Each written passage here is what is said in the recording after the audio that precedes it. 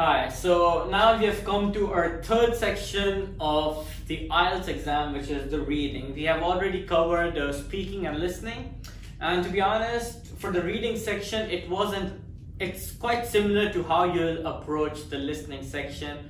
It has more or less the same points and few tips and tricks that will help you secure a good band 7+ score in reading. For me, I found reading as more challenging compared to writing, because for writing I had a format. So it was more about filling in the format, how it's meant to be, and just continuing it from there on. But for reading, there are quite different type of questions. They have questions ranging from true or false, yes or no, and then you have fill in the blanks question, which is the most challenging part, I believe, in the reading section. And then there are either more questions where you have to answer in one word or according to the instructions that is given. So reading I found to be more challenging, but by following these steps it shouldn't be a problem in securing a band 7+ score in reading section of the IELTS exam. Yeah. Right, so as you can see, the points are quite similar to what we already covered in the listening section of the IELTS exam, and I'll go through them one by one, and maybe you'll understand it better along those lines. The first point that I'm going to speak about is time each passage. Now this is very important. Just to give you a small overview of what is expected in the reading exam is you'll get around 1 hour for your reading section. Out of that you'll have to read 3 passages and you have to answer them. 40 questions will be in this reading section and it'll be divided into 3 passages. Now how you can time each passage is, the first passage is usually the easiest as compared to the third one. The second one is of moderate difficulty, whereas the third one is of actual quite a high level of difficulty. So what happens is that in the first section you can use around 15 to 17 minutes. The second section usually should be no more than 20-22 minutes, and try to spend the maximum time in the third passage, which will go for around 25 to 30 minutes. Right. So if you do time it that way, you will not run out of time while answering your questions. And there's another thing is that make sure that whatever you answer is correct and you are confident with your answer, because with that, in the reading section of the exam, I personally found both the occasions that time was an issue for me as well. And allocating each passage a specific amount of time is very important to begin with, so you do know that how much time you're going to spend on one passage.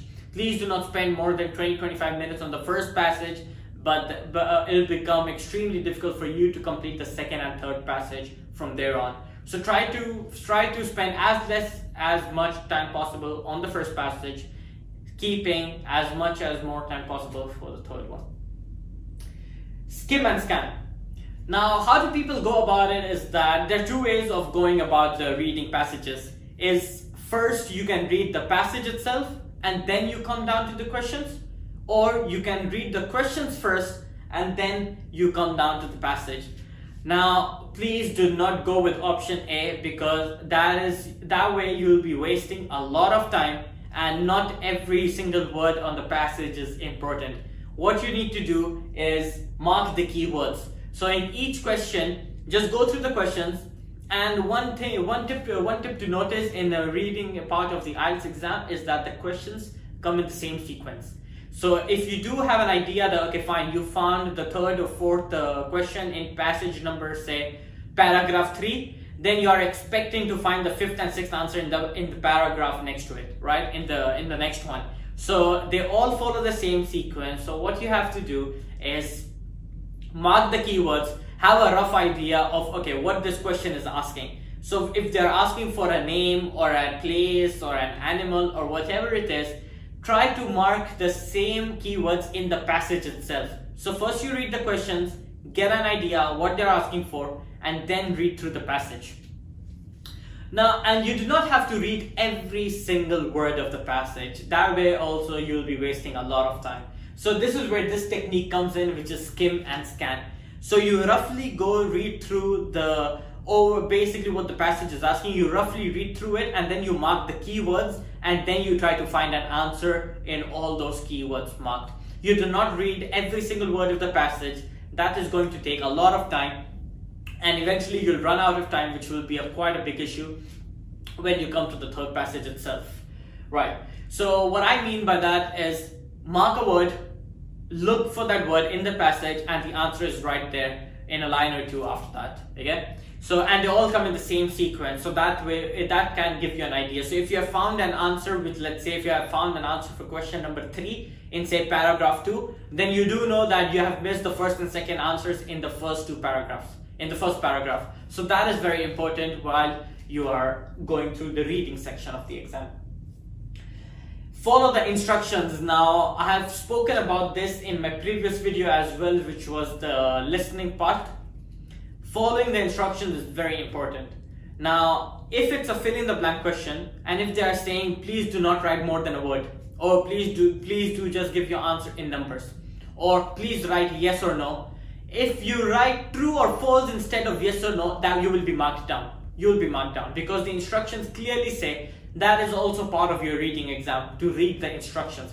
So if you do not read the instructions, and if you do not know what the question is really basically asking you, you can never answer the answer sheet.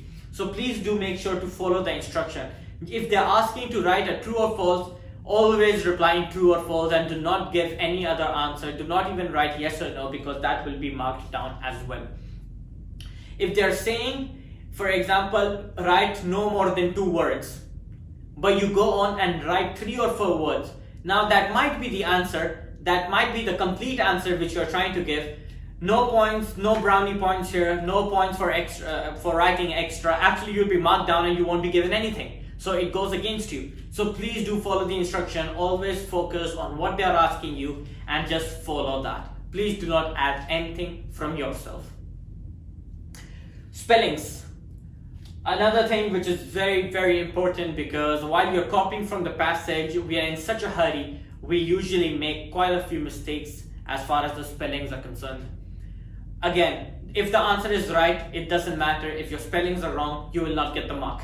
And to get a band 7 plus score in IELTS, you should have around more than 30 out of 40 to secure a band 7, or say around 28. Around 28, more than 28 out of 40 to secure a band 7 in IELTS reading. So there is a margin of mistakes. You can make a couple of mistakes, but please do not lose marks for spellings or things such as spellings or grammar where you can easily score them. But it's just because the time is running out, you're panicking, so you do keep on making these silly mistakes. Grammar. Again, one more thing to keep in mind is the use of grammar. If they're asking for a singular answer, if they're asking for a plural answer, or if they're asking for a group of words. As I said, it's very important to just copy from the same passage, just copy the same thing to your answer sheet. Everything is mentioned in the passage itself, so please do not get confused with any of the grammar or the spellings. One more thing to keep in mind during the reading section of the IELTS exam is that you may not find the exact same word in the questions. You'll find the same word in the passage. There is a difference. They might use a synonym for the actual word. So you need to have a good vocabulary knowledge of what the synonyms of the particular keyword could be, because that is how they might go about in the passage itself. You might not find the same keyword, but you'll find a similar word to the keyword. So that is one important tip to keep in mind. And if you follow these tips, just one more thing to remember: please do not panic. Please do not panic. You have more than enough time to actually fill in all the passages, all the questions. Just one more thing, to read the instructions very carefully. Once you're reading the instruction carefully, you do know what they're asking from you, and that shouldn't be a problem. And as I said, that to secure a band 7 score, you can make around 8 to 10 mistakes, but you should be aiming to try to get as many marks as possible, right? Mark the keywords, skim and scan, read through the word, read the synonym of the word, mark it down, and you know that you will find an answer right there. There is no harm in marking your answer on the question sheet itself, because there is no harm in marking keywords or underlining keywords on the question sheet, but just make sure that you are able to transfer them back on the answer sheet. They will be taking the question sheet from you, but as long as the answer is not on the answer sheet, you will not be marked for it, right? So we have covered three aspects of the IELTS exam so far. We have covered the speaking part, the listening part, and the reading part. The listening and the reading part go hand in hand. The tips are more or less similar, but if you do know, if you want more information, if you want any practice tasks for it, or if you would like to if you have any doubts or would like to ask any questions about it, please do hit us up and we'll try to solve them up for you. The next part that I'm going to be speaking about is the writing part. Now, this is the deal breaker of the IELTS exam, because in most of the immigration exams and in most of the exams to get GMC registration or to get a particular registration of to get a license of some other country, you need to get a band 7 in writing. Now, this is somewhere where I believe 80% of the people go wrong and they end up getting a 6.5 instead of a 7. Right, so there are a few things to remember in that, which I'll be covering in details in the writing video, but there is always a format in the writing. You just need to fill in the information in that format and you should be good to go. The minimum, but after using that format, you will get a 7. That's how good it was. I'm not a native English speaker. I used my English language as a second language subject in my school, and I was able to get a 7+ score in both of my IELTS exam by just using the same format and just putting in information. So it shouldn't be a problem with you as long as you follow my tips. And if you have any problems with it, or if you have any doubts, if you want to know some more information, please just hit us up. Right. Thank you.